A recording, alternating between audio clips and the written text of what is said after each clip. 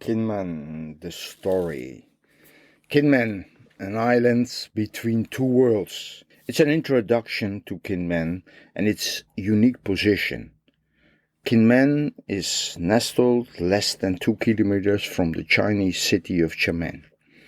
Kinmen is a small, rocky island with a complex history caught between two identities. It's a place where the past and the present intersects in a way that only few outside Asia know. Kinmen is administered by Taiwan, but sits right in the side of the Chinese mainland, and it's a focal point in a historical tension between Taiwan and China. Yet, despite all media portrayal, there is no current active conflict between Kinmen and the mainland. Instead, Kinmen is marked by a quieter, nuanced relationship between Taiwan and China, a reality that often stands in good contrast with the international perception. Let me go back in history to give you a little bit of perspective on this whole issue. The historical background is that the Kuomintang took the small island, and to understand that we have to go back to 1949. During the Chinese Civil War, the Nationalist Party, or Kuomintang, led by Chiang Kai-shek, retreated from the mainland to Taiwan. At this point, Kinmen was retained as a military stronghold. Chiang Kai-shek himself visited the island as a show of resilience against the communist forces. For decades, Kinmen was heavily militarized, symbolic the free world standing against communism. But in 1950, Kinmen was the site of intense artillery exchanges between the KMT and the People's Liberation Army, with sporadic shelling continued until late 1979. Remnants of all these battles still mark the islands, from bunkers to unexploded shells. The history of Kinmen is profoundly shaped by this role as strategic stronghold from the Kuomintang during and after the Chinese Civil War. Following the fall of mainland China to the Communist Party in 1949, the KMT, led by Chiang Kai-shek, retreated to Taiwan, if you consider that a fall to the Communist Party, of course. In this process, Kinmen became a crucial front line, representing the last major post of the KMT-controlled Free China, just a few kilometers away off the coast of the communist-controlled Xiamen, 2 kilometers to be exact.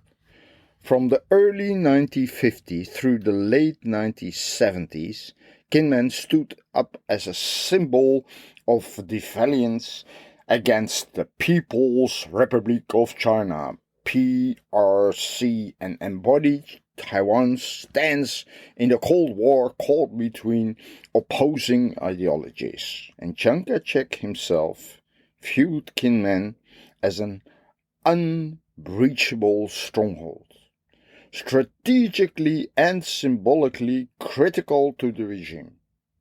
He personally visited the island on multiple occasions to reinforce its role defending Taiwan against the communist forces, and to inspire both the military and civilians for the notion that Kinmen represented the free world in the struggle against communism for the KMT. Kinmen was not just a defensive position. It was a symbol of ideology, resistance, marking the boundaries between communist and nationalist China. This military reality on Kinmen was intense. During the 50s, the island was facing heavy shelling from the PLA, particularly in the first and second Taiwan Strait crisis of 1954 and 1955, and later on in 1958. During this crisis, Kinmen endured relentless artillery bombing from the mainland. At the height of the conflict, it was estimated that the PLA fired over 470,000 shells at Kinmen in a matter of weeks, leaving deep physical and psychological scars on the island.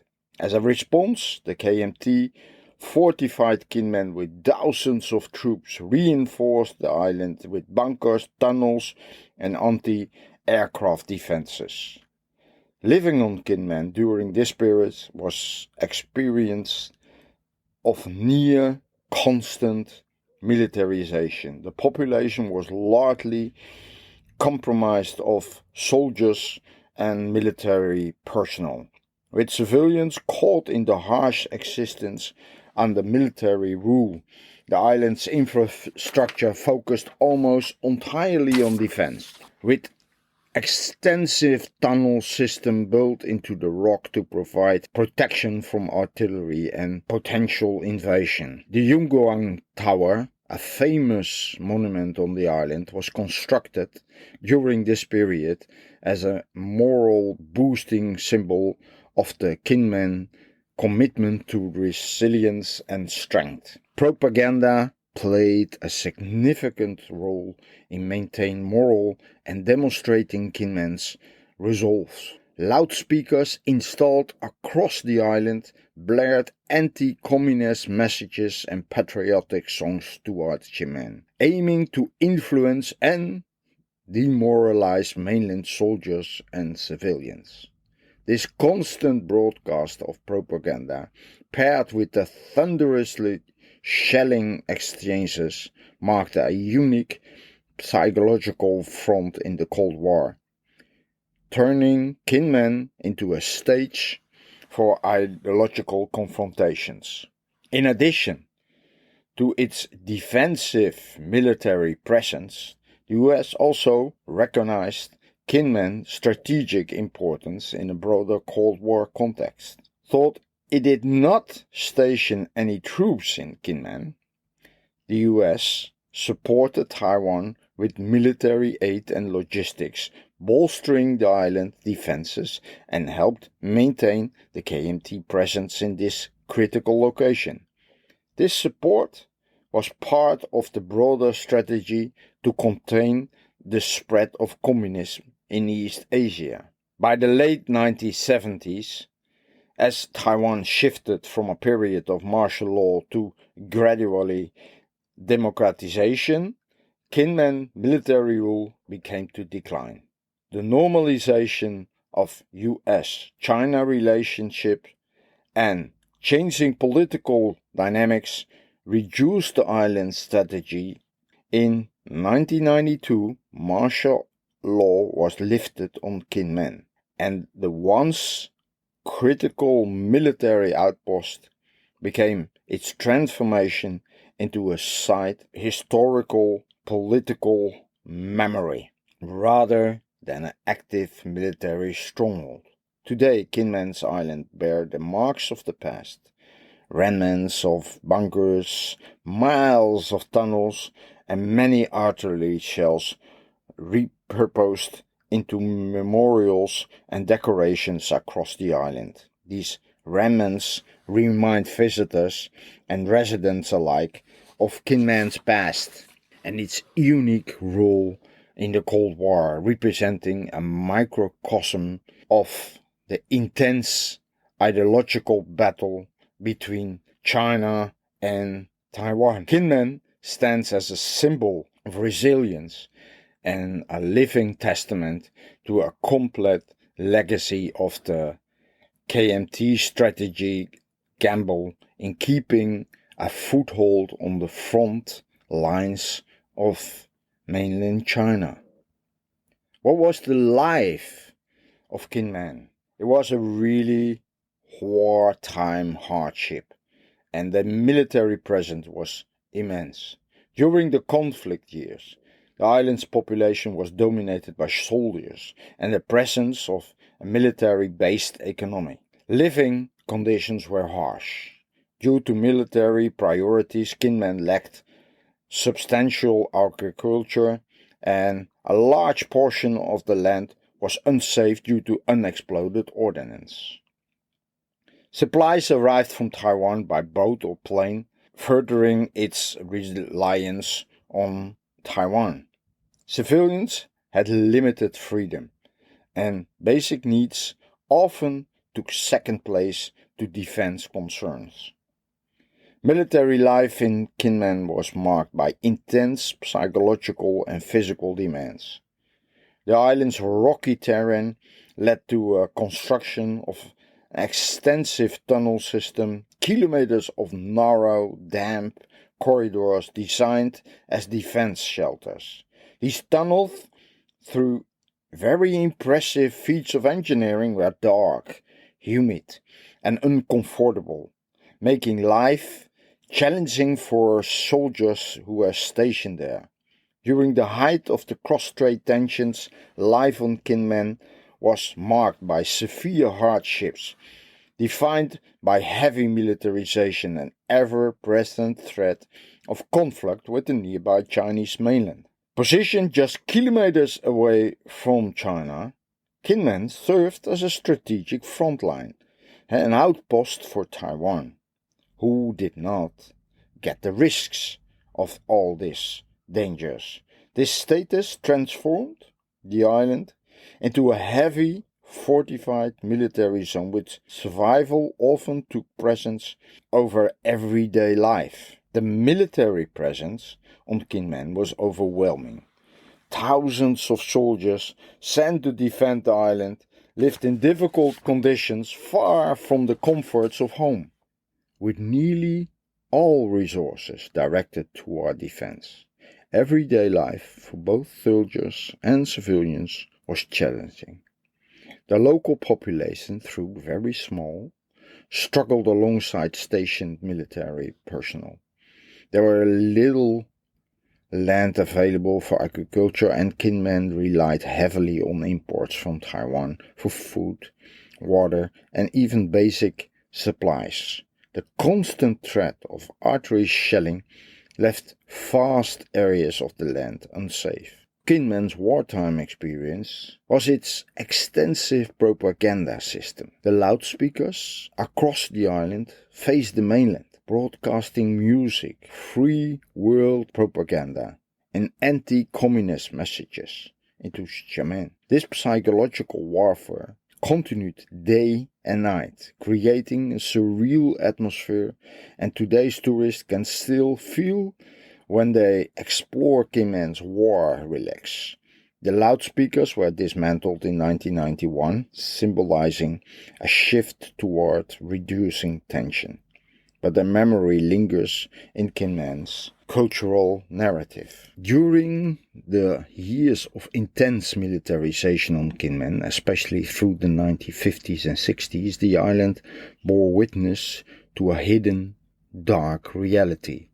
Forced prostitution, organized to serve the needs of the soldiers stationed on this isolated outpost. For decades, the strategic island was not only a focal point of the cross-strait tension between Taiwan and China, but also the settle of a less-known chapter in the human cost of conflict. As a part of the broader military infrastructure, makeshift comfort stations were established on Kinmen to cater to the thousands of soldiers stationed there. Historical accounts and witnesses' testimonies reveal that many of the women brought to Kinmen were not voluntary participants. They were coerced or trafficked into those roles. Some were prisoners, when the others were forcified, relocated from the mainland, driven into a life of involuntary service to maintain morale among soldiers isolated on the island. This system of forced prostitution was systematically organized and sanctioned as a means to control soldier behavior and provide relief in the harsh conditions of war. The women involved were endured extremely difficult living conditions, were often seen as expendable. They faced abuse and confinement with limited choices. For many, their options were constrained to either work in low-wage labor or serve as comfort women. Both options were rife with the risk of exploitation and violence. The plight of this woman has largely been omitted from the historical records, both by authorities and by broader society. Many were silenced and marginalized, their experience undocumented and unacknowledged. Few records or formal acknowledgement of this period exist, as it was often dismissed as in official narratives. After the martial law era was finished in 1987, some survivors of their descendants began to tell their stories, slowly bringing to the light these overlooked aspects of wartime Kinmen. Today, efforts remember and honor this woman remain limited, and discussions around this painful history are often met with resistance. Despite this, their stories are an essential part of understanding the human impact of the conflict in Kinmen. The hidden reality of forced prostitution in Kinmen underscores the often untold stories of exploitation in wartime. These women who suffered remained largely invisible, embody the unspoken cost of militarization, and remind us of the need for a deeper recognition with the past. As Kinmen transition into a peaceful tourist destination, the island holds an unspoken history that serves as a powerful testament to the resilience of those who endured its darkest chapters. Life for the soldiers on Kinmen was marked by hardships, but it also carried the darker aspect. Historical records and testimonies reveal that alongside the military installations, the government-sanctioned brothels provide relief for the soldiers. Women, many of whom were prisoners or brought from the mainland, were given limited choices: work or serve in these brothels. For those in those confined worlds, survival often came as a significant personal cost, and their stories are a stark reminder of the human impact of militarization and war. Kinmen's story is interwoven with Taiwan's broader political landscape. While Kinmen was locked in military readiness, Taiwan itself underwent the brutal White Terror period of the KMT, backed by the US, imposed martial laws to maintain control. For decades, any perceived dissidents faced imprisonment, torture, or even death. It wasn't until 1987 that martial law ended, and Taiwan embarked on a path toward democracy. This period highlights the complexity of Taiwan's history as it shifted from a tightly controlled regime to a vibrant democratic society. The West, now vocal in support of Taiwan, largely turned a blind eye to these authoritarian practices. The White Terror in Taiwan represent one of the darkest periods in the island's political history, spanning nearly 4 decades from 1947 until the end of martial law in 1987. Initiated by the Kuomintang, the White Terror in Taiwan represent one of the darkest periods in the island's political history, spanning nearly 4 decades from 1947 until the end of martial law in 1987. Initiated by the Kuomintang government under Chiang Kai-shek, the White Terror was a campaign of suppression aimed at consolidating KMT position and eliminating opposition, perceived or real. This era of political repression profoundly shaped Taiwan's political landscape, laying a difficult path to democracy it holds today. The root of the White Terror can be traced back to the 228 incident.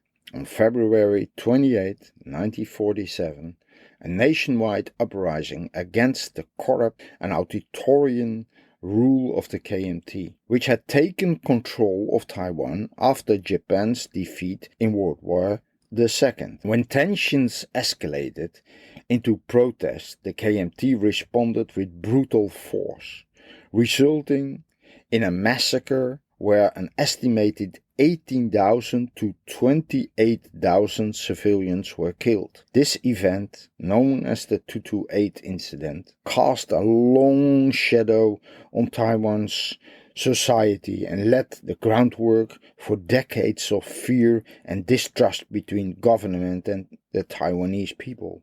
The White Terror targeting anyone who might be considered a threat to the KMT regime.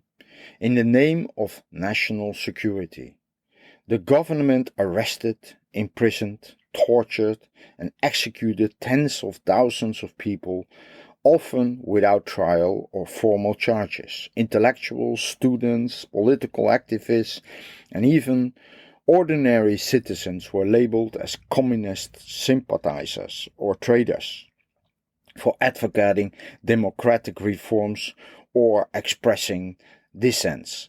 At least 140,000 individuals were reported imprisoned and around 3,000 to 4,000 were executed during this period. Families of those accused faced social stigmatism, job loss, and constant surveillance. Political prisoners were frequently held in prisons such as Green Island, a remote location of Taiwan's eastern coast. Green Island became synonymous with torture, forced labor, and indoctrination, where prisoners were required to undergo ideological re-education. Those who survived their imprisonment bore lifelong scars, both physical and psychological, and many families still struggle to reconcile with their painful past. The KMT established a complex network of secret police and informants who monitored the public. The Intelligence Bureau and Taiwan Garrison Command were powerful agencies that executed most of the surveillance and repression. They acted with nearly unchecked authority, and their presence instilled widespread fear. Citizens avoided discussing politics, even with close friends, for fear of being reported. And the role of the United States in this kind of Cold War context. The KMT received substantial support from the United States as part of the broader Cold War strategy to contain communism in Asia, despite being aware of the authoritarian practice in Taiwan. The US saw the KMT as a critical ally against Communist China and provided military, economical, and political support. This support shielded the KMT regime from international criticism, allowing the government to continue their repressive practice largely unchecked. The US helped bolster Taiwan's defenses and provided aid that contributed to Taiwan's economic growth. However, this partnership came at the cost of democratic freedoms for Taiwan's people. It was not until the 1970s and early 1980s as the US began to shift its recognition from the KMT government in Taiwan to the People's Republic of China on the mainland that Taiwan's political landscape began to change. Through the 1970s and 80s, Taiwan underwent significant social-economic transformations. The growth of an educated middle class and the increasing urbanization of society and the emerge of a younger generation dissatisfied with the authority system ruled laid the groundwork for Taiwan's democratization. Grassroots movement began to take root, led by activists who risked imprisonment to demand political reforms and greater freedom. One of the turning points was the Kaohsiung incident in 1979, where pro-democratic protest was violently suppressed by the government. The incident garnered international attention and intensified calls for human rights in Taiwan, ultimately leading to the creation of Taiwan's first opposition party, the Democratic Progressive Party, in 1986. Despite its technically illegal status, the DPP grew in influence, pressuring the KMT to move toward political reforms.